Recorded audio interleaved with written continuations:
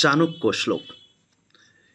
বিশদমৃত্যং গ্রাহ্যমমেধাত্যদপি কাঞ্চনম নেচাদাপ্রীত্যমা বিদ্যা স্ত্রীরত্নং দুষ্কুলাদাপি। বিষেও যদি অমৃত থাকে তাহলে সেটা পান করা উচিত। অপবিত্র আর অশুদ্ধ বস্তুর মধ্যেও যদি সোনা অথবা মূল্যবান কোনো বস্তু পড়ে থাকে তাহলে সেটা তুলে নেওয়ার যোগ্য। যদি নিজ মানুষের কাছে কোনো ভালো বিদ্যা, কলা অথবা গুণ থাকে তাহলে সেটা শিখতে কোনো ক্ষতি নেই। এই প্রকার দুষ্টকুলে জন্মগ্রহণ করা ভালো গুণে গুণান্বিত স্ত্রীরূপী রত্নকে গ্রহণ করা উচিত।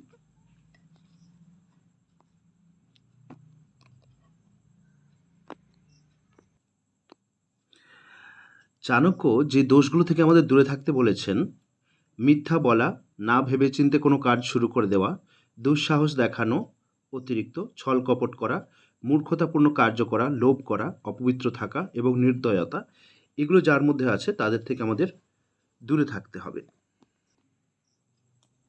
ভোজনের জন্য ভালো খাদ্যবস্তু প্রাপ্ত হওয়া, সেগুলো খেয়ে হজম করার শক্তি থাকা, সুন্দরী স্ত্রী প্রাপ্ত করা, তার উপভোগের জন্য কাম শক্তি থাকা, সম্পদের সাথে সাথে দান করবার ইচ্ছে থাকা, এই সব জিনিস মানুষ কোনো মহান তপস্যা দ্বারাই প্রাপ্ত হতে পারে, সেটাকে বাদ দিয়ে নয়।